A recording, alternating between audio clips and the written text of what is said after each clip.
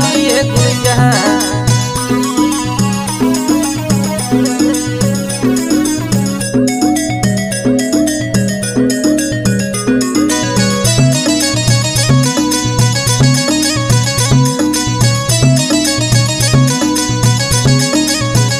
तोहर जीवर ही ऐसन गोर